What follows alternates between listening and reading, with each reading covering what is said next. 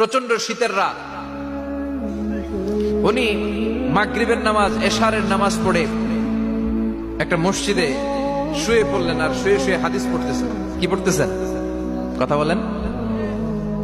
আর মনে মনে ভাবলেন রাতটা মসজিদে কাটায় দেই, ফজরের নামাজ পড়ে আবার বেরোবো।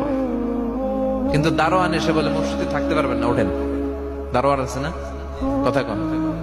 আহমদ ইবনে হাম্বল বললেন, আমি শুধু রাতটা থাকতে চাই, আমি তো ফজরেরও মুসল্লি, ফজর নামাজ পড়বো তো এই মসজিদে, আমার থাকতে দাও। দারোয়ান তো দেয় না, কেনা মসজিদে থাকার জায়গা না, যান মিয়া।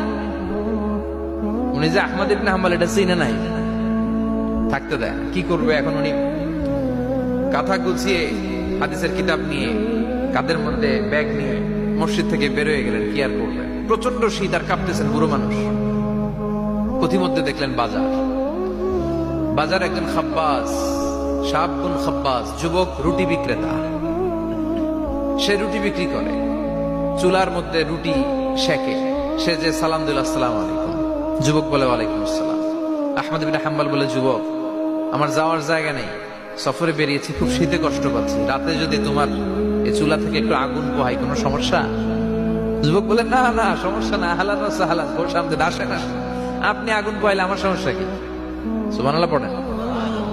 আল্লাহ শুকরিয়া করে উনি বসলেন আর আগুন পোহাচ্ছেন। আর খেয়াল করলেন যুবক রুটি বানায় আর পরে আস্তাগফিরুল্লাহ, রুটির দলা বানায় পরে আস্তাগফিরুল্লাহ, খামির বানায় আর পরে আস্তাগফিরুল্লাহ, রুটি নিয়ে উনুনের ভিতরে চুলার ভিতরে সেকা দেয় আর পরে আস্তাগফিরুল্লাহ, দোকানদারের কাছে কেউ আসলেই সে রুটি দেয় আর পরে আস্তাগফিরুল্লাহ, ক্রেতার কাছ থেকে টাকা নিয়ে ক্যাশ বক্সে রাখে আর কি পড়ে, আবার রুটি বানানো শুরু করে আর কি পড়ে, খালি এটাই পড়তেছে। ইমাম আহমদ ইবনে হাম্বল তো অবাক, কিরে এটা আবার কেমন যুবক, খালি আস্তাগফিরুল্লাহ।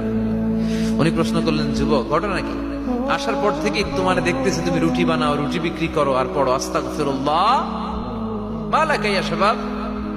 যুবক বলে, আস্তাগফিরুল্লাহ আমার সবচেয়ে বেশি পছন্দের আমল, আমি সব সময় আঠার মতো ইস্তেগফারের সাথে লেগে থাকি আর সব সময় পড়তে থাকি আস্তাগফিরুল্লাহ, আর এর বদৌলতে আল্লাহ আমারে মুস্তাজাবুদ দাওয়া বানিয়ে দিয়েছে।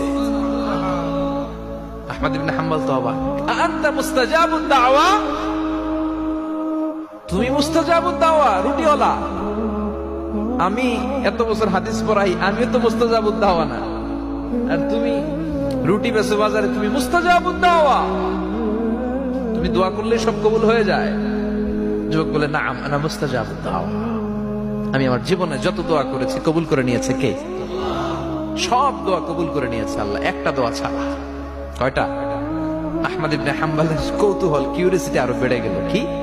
সব দোয়া কবুল হয়েছে, একটা দোয়া ছাড়া? মা যালিকা দুআ ইয়া শাব, কি সেই দোয়া? যুবক এবার বলতে শুরু করলো, আমার জীবনে যে দোয়াটা আল্লাহ কবুল করে নাই সেটা হচ্ছে, আমি আল্লাহর কাছে অনেক চেয়েছি, অনেক দোয়া করেছি যে আল্লাহ, শুনেছি এই জামানার সবচেয়ে বড় মুহাদ্দিস, তার নাম নাকি ইমাম আহমদ ইবনে হাম্বল। আল্লাহ তোমার কাছে আমার চাওয়া, আমি যেন এই ইমাম আহমদ ইবনে হাম্বলের দেখে মরতে পারি, আমি যেন ইমাম আহমদ ইবনে হাম্বলের হাতে হাত রেখে মুসাফা করতে পারি আর তার কপালে একটা চুমু এঁকে দিতে পারি। আহমদ ইবনে হাম্বল আবেগপ্রবণ হয়ে গেলেন, চোখের পানি ছেড়ে দিলেন, বললেন, যুবক তোমার এই দোয়াটাও কবুল হয়ে গিয়েছে। আহমদ ইবনে হাম্বলের দেখা সাক্ষাৎ পাওয়ার জন্য আহমদ ইবনে হাম্বলের বাড়িতে তোমার যাওয়ার দরকার নাই, আহমদ ইবনে হাম্বল তোমার দরবারে ছুটে এসেছে। আনা আহমদ ইবনে হাম্বল মুহাদ্দিসুদ দাহর, আমি নিজেই আহমদ ইবনে হাম্বল। যুবক চোখের পানি ছেড়ে দেয়, আহমদ ইবনে হাম্বল চোখের পানি ছেড়ে দেয়। যুবক চিৎকার মেরে ইমাম আহমদ ইবনে হাম্বলকে জড়িয়ে ধরে, হাতে হাত রেখে মুসাফা করে, কপালের মধ্যে চুমু খায় আর আল্লাহর শুকরিয়া করে বলে, ও ইমাম, আসলে এই দোয়াটাও আল্লাহ আজকে কবুল করে নিল। বিশ্বাস হয়? সবসময় ইস্তেগফার করলে আপনার দোয়াগুলোর এইভাবে কবুল করে নিবে।